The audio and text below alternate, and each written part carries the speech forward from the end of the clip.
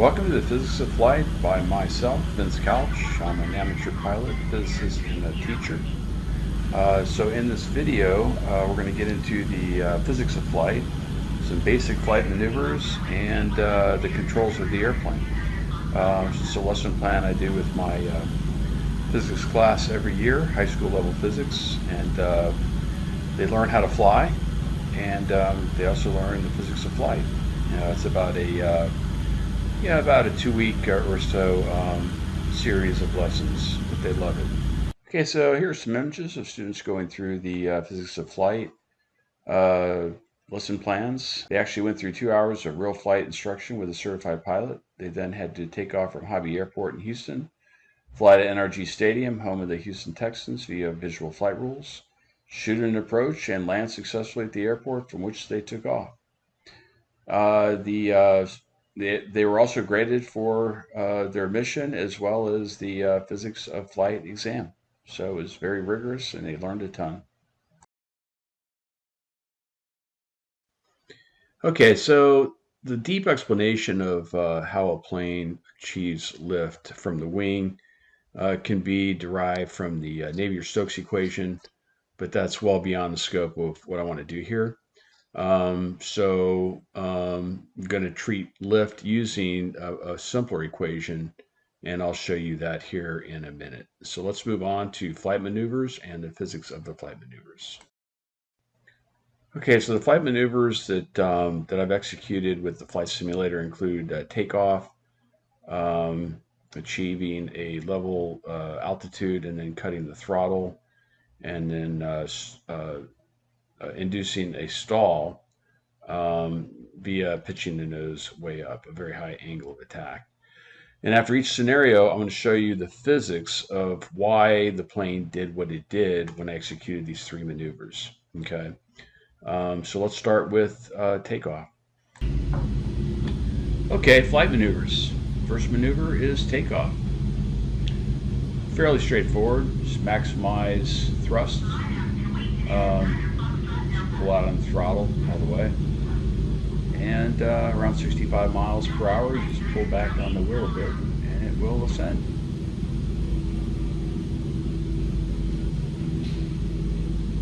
Okay, so the forces on an airplane. You've got thrust, you've got lift, I'm calling it here the resultant force. You've got drag due to the air, and then you've got the weight of the airplane. Okay, these 2 equations. This is the vertical component of each of these forces, and this is the horizontal component. C is the climb angle, okay, and that is the angle between the direction of travel, which is also called the velocity vector, which is also called the relative wind, and the horizontal axis, okay. So as you can see here, the thrust has a component which provides acceleration horizontally as well as vertically. This resultant force, the Y component, or the vertical component, provides for the lift of the airplane, and the horizontal component provides for something called induced drag, which tends to slow the plane down. And then drag is in the direction opposite to that of the velocity vector, and it's got a horizontal component which slows the plane down, as well as a vertical component which slows the plane down in the vertical direction. Okay, these 2 equations are very important. This provides for the value of the lift force. Okay, so it's the product of 1/2 times the lift coefficient times the area of the wings times the air density times velocity of the plane squared. Okay, and this is the drag. The only difference between these 2 is this has the drag coefficient, whereas this has the lift coefficient. Okay, so another important thing to know is something called the angle of attack, and that's the angle between the core line of the wing, okay, which is always the same, and the direction of travel, also called the relative wind. On the Cessna Skyhawk, the angle of attack when the plane is in level flight, okay, so a relative wind that is horizontal is 6 degrees. So the angle between relative wind and the chord line. Okay, so these are really important graphs. This graph has the lift coefficient as a function of angle of attack. So as the plane pitches up its nose, The angle of attack increases, that's the alpha. And so the lift coefficient increases, and that's a good thing because the greater the lift coefficient, the greater the lift force. But as you can see for the Cessna Skyhawk, once you get to about 17 or so, it starts to drop off fairly dramatically. This is where you start getting into a stall situation. Okay, the drag coefficient also increases with the angle of attack, and so that increases the amount of drag on the airplane. Okay, so the next topic, airplane controls. How do you control the airplane? Well, you can speed it up or slow it down with the throttle or thrust.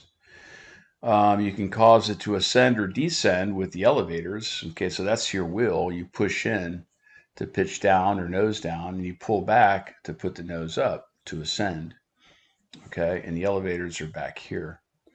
The rudder is here at the tail, and it flips left or right. Okay, and that'll cause a yaw rotation. Okay, um, so a yaw rotation is a rotation about this axis. Okay, the ailerons are right here on the wings, and that controls the roll of the airplane. Okay, the ailerons are controlled with the feet pedals. Yeah, so what controls the rudder? It's the wheel. So to yaw to the left or rotate about this axis to the left, you just turn the wheel to the left. Until you rotate to the right about this axis, you turn the wheel to the right. Okay, so with these three rotations and with thrust, you can achieve pretty much any velocity vector you can imagine. So again, there's pitch rotation, there's the roll rotation, and there's the yaw rotation. Okay, so now let's get to the physics and math of the takeoff maneuver. Okay, so I'm going to start with the horizontal equation. Climb angle is 0, right, when it is taking off. So this is going to be 0. Sine of 0 is 0. So I want to figure out what the required thrust is. Okay. Okay, I do know the net force. Okay, so how do I know the net force in a horizontal direction? Well, I look at the velocity at takeoff. It's 65 miles per hour, which is 29 meters per second. Okay, so it goes from 0 to 29 meters per second in about 12 seconds. Okay, so change in velocity over change in time is acceleration. So the average acceleration is 2.4 meters per second squared. Okay, so now I'm going to multiply that 2.4 meters per second squared, the acceleration times the mass of the Cessna, which is 680 kilograms, and I get a net force of 1632 newtons in the horizontal direction. Okay, so I've got this now. Okay. So I want to know what F is, the thrust. So thrust is going to be equal to the net force plus the drag. Okay. So the drag is 1/2 times the drag coefficient times the area of the wings times the air density times velocity squared. Okay. So using the drag coefficient chart that I showed you earlier at a 6-degree angle of attack, which is the angle of attack of the wing when it is on the ground level. So 1/2 times 0.05 times 14.9, which is the area of the wings, times 1.23, which is the air density on the ground, times 29 meters per second takeoff speed. That gives me a drag of 385 newtons. Okay, so thrust is equal to net force plus drag. The angle is 0, cosine 0 is 1. So that gives me a total thrust of 2,017 newtons. Okay. Okay, now I can move on to the vertical equation. Okay, this guy up here. And I'm just going to see if there is enough lift to balance gravity and take off. Actually, I need lift to exceed gravity in order to have a vertical acceleration. Okay, so the thrust in the vertical direction with the climb angle 0 is 0. Sine of 0 is 0. Here's sine of 0 again. So sine of the climb angle of 0 is 0. Now we do have lift, right? Cosine of 0 is 1. Okay, so L cosine 0 minus mg must be equal to 0. So what's the lift? Okay, we can go back to the lift equation. Lift is equal to 1/2 times the lift coefficient times the area of the wings times the air density times velocity squared. Okay, so here's my 1/2.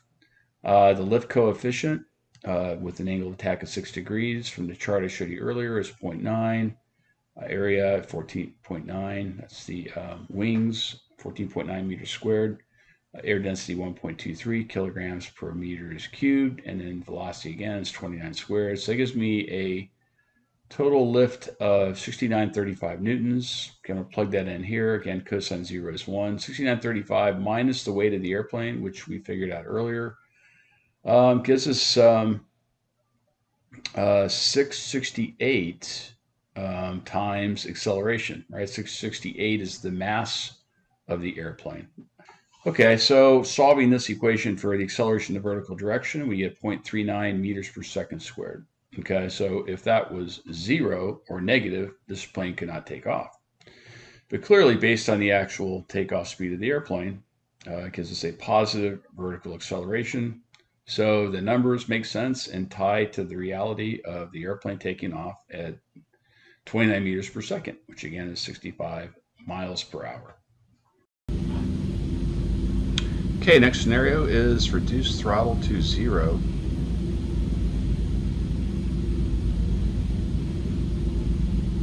Okay, so what you're going to see happen is here shortly you're going to see the altitude starts to drop.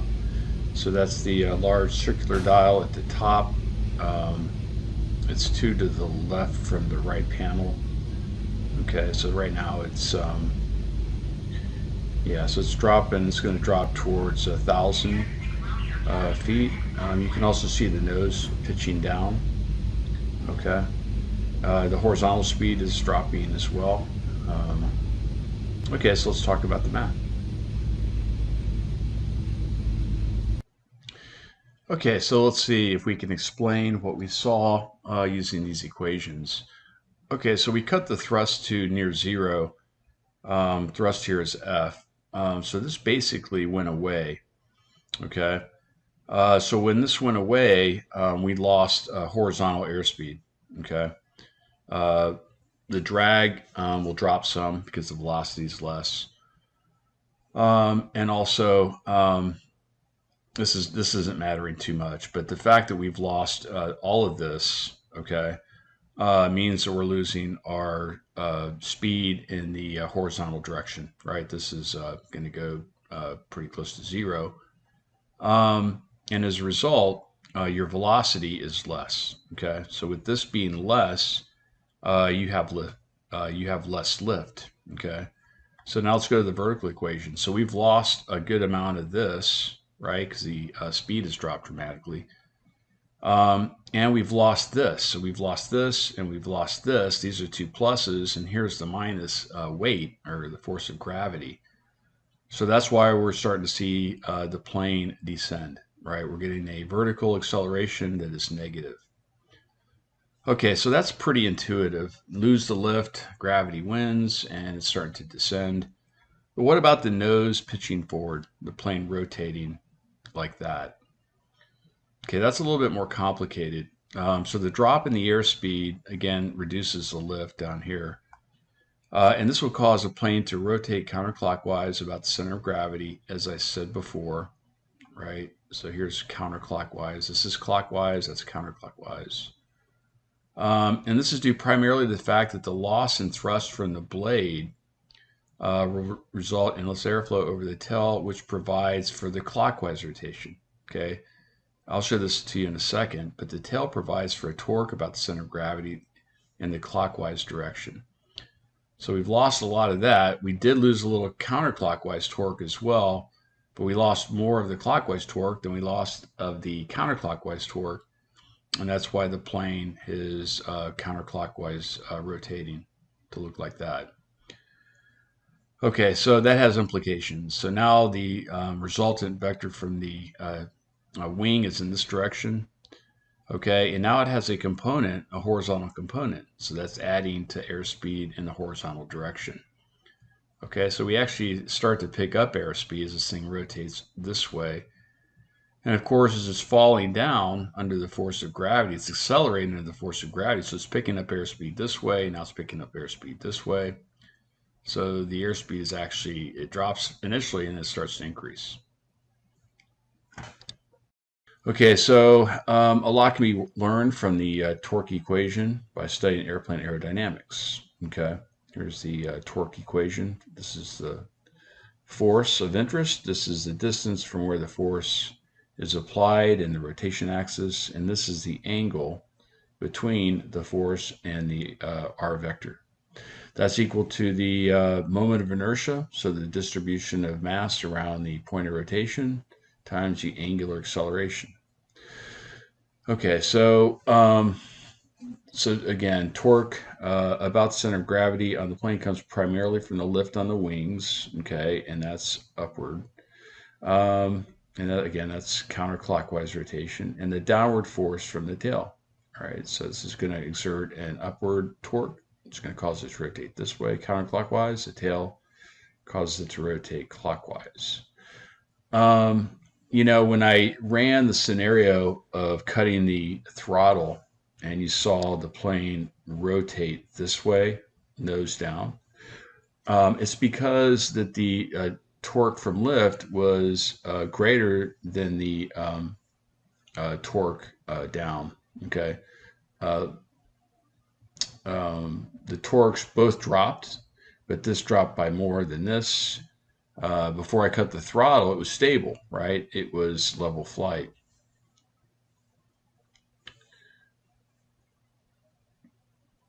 Okay, so a little bit more about the direction of rotation.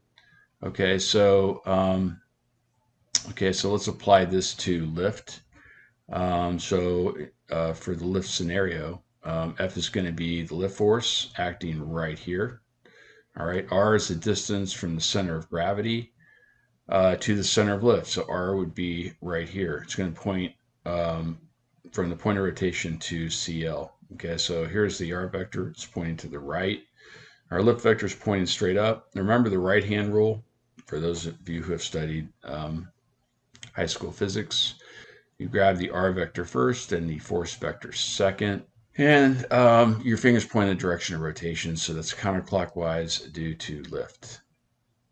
You can see the angle here. So here's the R vector, and lift is this way. So the angle is about 90 degrees. Sine of 90 is 1. So the torque, therefore, becomes just lift times the distance between the center of gravity and the point of lift.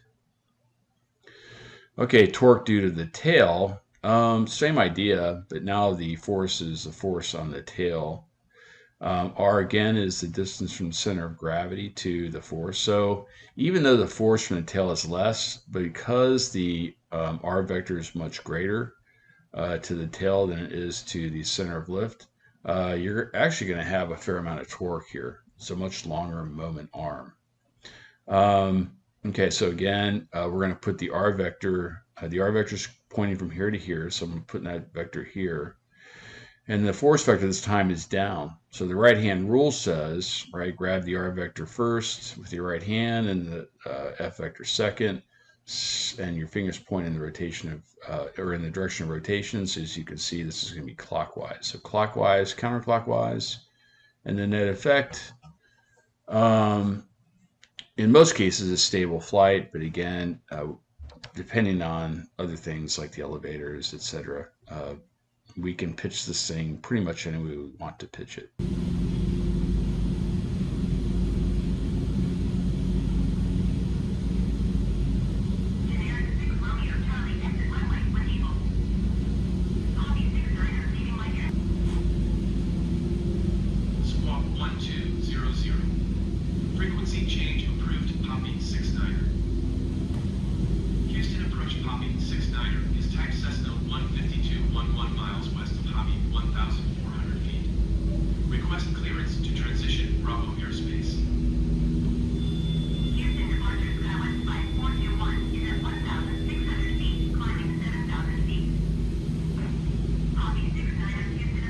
Okay, so what you just saw was the plane went into a stall. And why did it do that? Well, I pulled back on the wheel, some call it the yoke or the stick, a lot. The climb angle and angle of attack increased a lot. As a result, the altitude dropped, the airspeed dropped, and again, the plane entered into a stall. First, let me refresh your memory on the difference between the flight path angle, also called the climb angle, and the angle of attack. Okay, so the climb angle, C in the equations, is the angle between the horizontal and the direction the plane is moving, what I've called the velocity or flight path vector. Okay, so the angle of attack is defined as the angle between the velocity or flight path vector and basically the chord line of the airplane. So a line that's pretty much parallel to the wing. Okay, so the plane started to fall out of the sky once it entered into the stall. So why was that? Well, the vertical component of lift drops off dramatically. Okay, so as it rotates, right, the vertical component of this lift force from the wing is in this direction. Okay, so it's quite a bit less. The lift coefficient drops due to a very high angle of attack. Okay, so recall this. So we've got an angle of attack here that's over here, 15 degrees or so. So as you can see, as you hit the critical angle, the lift coefficient starts dropping off dramatically. And the lift coefficient is here in the lift equation. So if this is dropping off dramatically, so therefore is the lift force. Okay, and then the increased drag coefficient due to increased climb angle also results in a loss of speed or velocity. Okay, and with the loss in velocity, you have a loss in lift. Okay.